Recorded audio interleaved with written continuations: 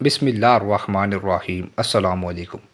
میں اپنے والد چارلس ایڈورڈ اسٹیفرڈ اسٹیل کی ساتویں لڑکی ہوں۔ میں 1885 میں حیدرآباد سندھ میں پیدا ہوئی۔ میرے والد صاحب بڑے انصاف پسند اور بات کے پکے انسان تھے۔ انہیں ہندوستان میں ہندوستانی لوگوں سے بڑا لگاؤ تھا۔ کبھی کبھی تو وہ خود کو سندھی کہہ دیا کرتے تھے۔ ہماری خاندانی نسبتیں بڑی عظیم تھیں، مگر ہمارے والد کا کہنا تھا کہ شرافت کا معیار کردار ہے نہ کہ خون۔ بہرحال میں 6 سال کی ہو رہی تھی کہ مجھے پڑھائی کے لیے انگلستان بھیج دیا گیا۔ مجھے سچی بات سے ہمیشہ پیار رہا۔ میں ہر بات کا سبب کھوجنے کی کوشش کیا کرتی تھی۔ میرے دوست و احباب مجھے شفقت سے ککو کہا کرتے تھے، کیونکہ میں ہر بات میں کیا، کیوں اور کیسے جیسے سوال کرنے کی عادی تھی۔ میں ایک عیسائی کنبے میں پیدا ہوئی، مگر عیسائی کسی ایک عقیدے پر بھی متفق نہیں ہیں۔ عیسائیوں کے بہت سے فرقے ہیں جو ایک دوسرے کو جہنمی کہتے ہیں۔ اس لیے عیسائی مذہب مجھے گورکھ دھندا سا لگا۔ میری سمجھ میں نہیں آتا تھا کہ حضرت عیسیٰ خدا کے بیٹے کیسے ہو سکتے ہیں، مگر مجھے دعا سے بڑا شغف تھا اور میں اکثر اندیکھے مالک سے لو لگا کر دعائیں کرتی رہتی تھی۔ جب میں جوان ہو گئی تو میں نے بائبل کو تنقیدی نظر سے پڑھنا شروع کیا۔ مجھے بائبل کے بہت سے بیانات ایک دوسرے سے متضاد محسوس ہوئے۔ مجھے بائبل کے کلام خدا ہونے میں شک ہونے لگا۔ کچھ عرصہ بعد میری شادی ہو گئی۔ میرے شوہر ایک دنیا دار عیسائی تھے۔ وہ میرے فکر و خیال کے ساتھی نہ بن سکے، اس لیے میں نے فرصت کے وقت میں فلسفہ کا مطالعہ شروع کر دیا، مگر ان بھول بھلیوں سے مجھے کچھ نہ ملا۔ انہی دنوں میں اپنے والد کے پاس آئی۔ میری 12 سالہ لڑکی اور 10 سالہ لڑکا میرے ساتھ تھے۔ یہاں مجھے ویدانت پڑھنے کا موقع ملا۔ مجھے اس کے پڑھنے سے بڑی تسکین ملی۔ مجھے محسوس ہوا کہ وہ چیزیں مجھے مل گئیں جس کی تلاش تھی۔ ویدانت کے مطالعے نے مجھے ہندو دھرم کے قریب کر دیا۔ کچھ عرصے کے لیے ایک ہندو خانقاہ میں مہمان بن کر رہی اور بالآخر ہندو ہو گئی۔ مجھے رانا شنکر کے ویدانتی سلسلے میں داخل کر لیا گیا، مگر مجھے یہ شرک سا محسوس ہوا۔ چنانچہ میرا یقین ہل گیا۔ مجھے افسوس ہوا کہ حقیقت ابھی اور آگے ہے۔ میں اسی زمانے میں بیمار ہو گئی۔ مجھے علاج کے لیے فرانس جانا پڑا۔ وہاں میرے 7 آپریشن ہوئے۔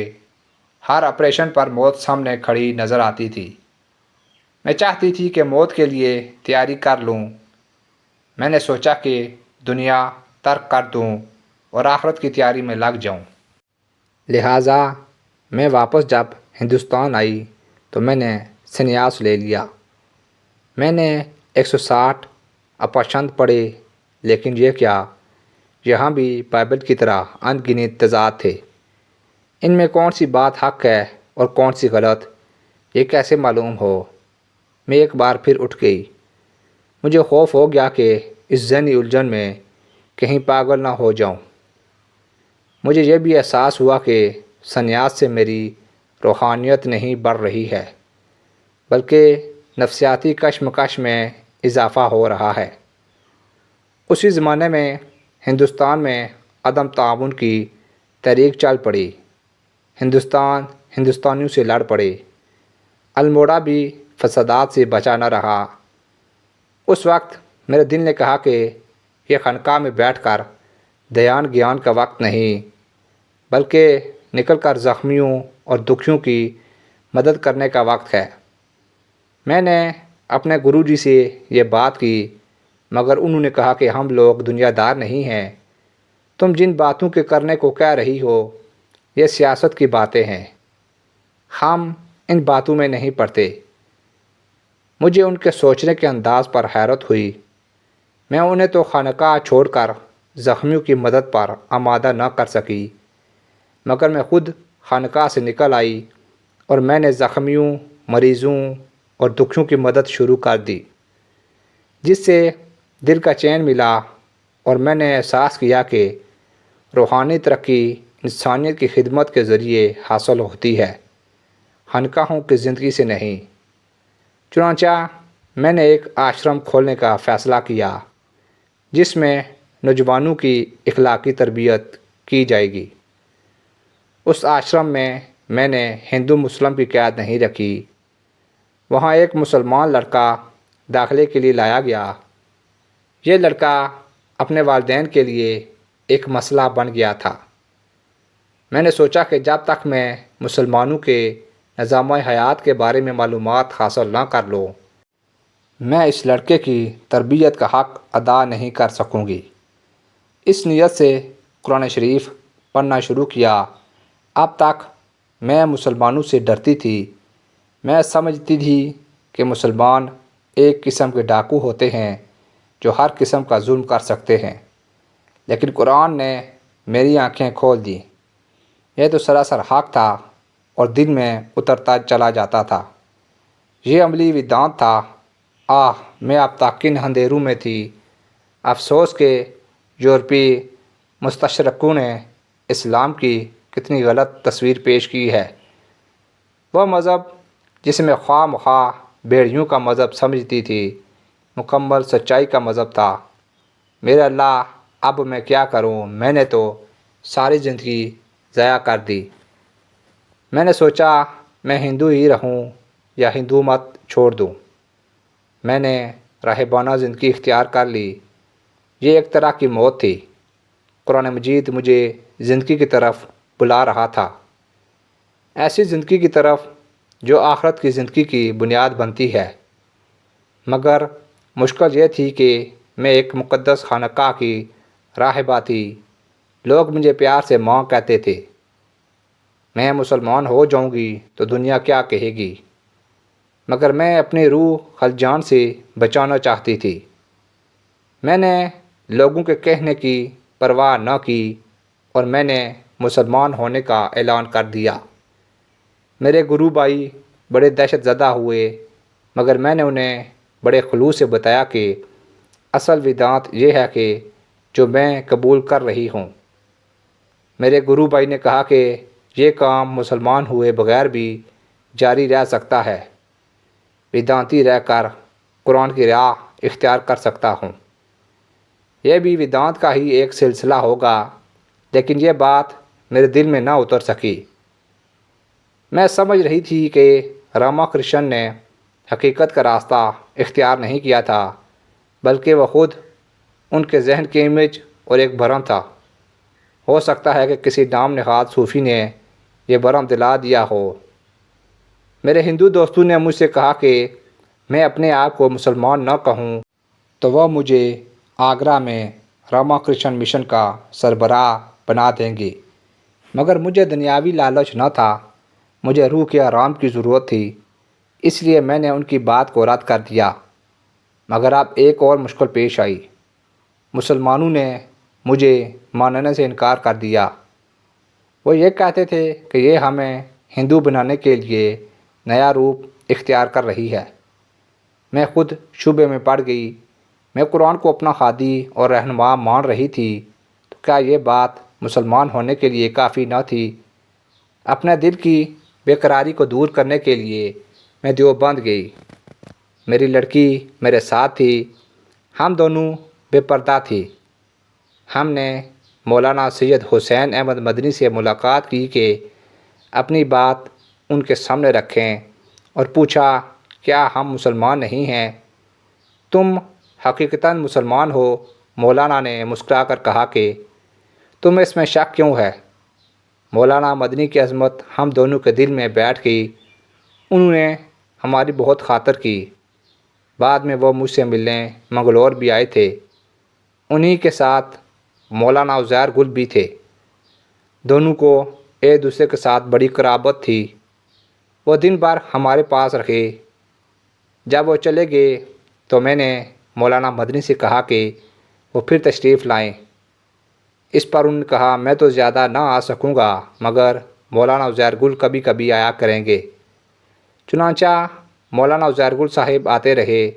میں ان سے پردہ اور دوسرے مسائل پر بے جھجک بات چیت کرتی رہی۔ شروع میں ڈرتی تھی کہ یہ مولوی بڑے تنگ نظر ہوتے ہیں، مگر بعد میں پردے کی حقیقت مجھ پر کھلی تو ان کی وسعت نظر کی قائل ہو گئی۔ یہاں میں اسلام کے مطالعے میں لگی ہوئی تھی کہ اچانک میرے شوہر کا ہاتھ آیا کہ فوراً انگلستان نہ لوٹی تو وہ مجھے خرچ دینا بند کر دیں گے، بچوں کی تعلیم کا خرچ مجھ سے وصول کریں گے اور مجھ سے تعلق توڑ لیں گے۔ اس پر مجھے تعجب ہوا نہ افسوس۔ میں مسلمان ہو چکی تھی، اب میں کسی عیسائی کی بیوی کیسے رہ سکتی تھی؟ رہا رزق تو یہ اللہ کی دین ہے، کم یا زیادہ ملے گا ہی۔ مولانا عزیر گل کو جب یہ بات معلوم ہوئی تو انہوں نے میرا ہاتھ تھامنے کی پیشکش کی۔ میں نے بڑے احترام سے اس پیشکش کو قبول کیا۔ میں جانتی تھی کہ ان کے ہاں غربت ہے، افلاس ہے، پردہ ہے، مگر میرے لیے تو یہی اللہ کی پسندیدہ جگہ تھی۔ مولانا عزیر گل کے گھر میں سیکھا کہ خود بھوکے رہ کر مہمان کی تواضع کرنے میں کیا لذت ہے۔ مولانا عزیر گل کے گھر میں مجھے زندگی کی حقیقی راحت ملی۔ وہ نہایت شریف مہربان شوہر ثابت ہوئے۔ یوں بھی وہ سید ہیں اور انہوں نے سادات کی لاج رکھی ہے۔ ان کے اجداد عرب سے افغانستان اور افغانستان سے ہندوستان آ گئے تھے۔ اب ہم دونوں راہ حق کے مسافر تھے، اور راہ حق کی مسافرت میں مشرق و مغرب کیسے؟ ہماری راہ ایک تھی، ہماری منزل ایک تھی، ہماری روحیں ہم آہنگ تھی۔ ہم دونوں اللہ کے پیارے نبی صلی اللہ علیہ وآلہ وسلم کی بتائے ہوئے راستے پر چلنے کا ارادہ لے کر اٹھے تھے۔ مجھے خوشی ہے کہ اس راہ میں میری بیٹی اور میرا بیٹا اور میرا بھائی سب مجھ سے ہمدردی کرتے رہے۔ انہوں نے مجھے حق کی راہ میں قدم بڑھانے سے نہیں روکا۔ میری زندگی ایک سفر ہے جو کہ محرومیوں سے گزر کر اسلام کی برسوں حسین وادی میں ختم ہو رہا ہے۔ زندگی تو موت کے بعد بھی چلتی رہے گی۔ میری راہ اسلام کی راہ ہے، یہی ایک سیدھی راہ ہے۔ اس کے علاوہ ہر راہ غلط ہے، اور انسان کو اللہ کی راہ سے بہتر راہ نہیں مل سکتی۔ اللہ کرے کہ میں جب تک زندہ رہوں اسی راہ پر چلتی رہوں۔ پھر میں اس راہ سے بھاگوں گی بھی تو کہاں بھاگ کر جاؤں گی؟ مجھے اللہ نے پیدا کیا ہے اور مجھے لوٹ کر اسی کی طرف جانا ہے۔ لا الہ الا اللہ محمد الرسول اللہ۔ بے شک دین اسلام برحق دین ہے، اور جس نے بھی اسے صدقے دل سے قبول کیا وہ دنیا و آخرت میں شاداں و فرحان رہا۔ لہٰذا اب ہماری یہ ذمہ داری ہے کہ خود بھی اس دین کی قدر کریں اور دین سے دور انسانوں کو بھی اس کے قریب لانے کی کوشش کرے۔ اللہ تعالی ہم سب کو اس واقعے سے سبق حاصل کرنے کی توفیق عطا فرمائے۔ آمین یا رب العالمین۔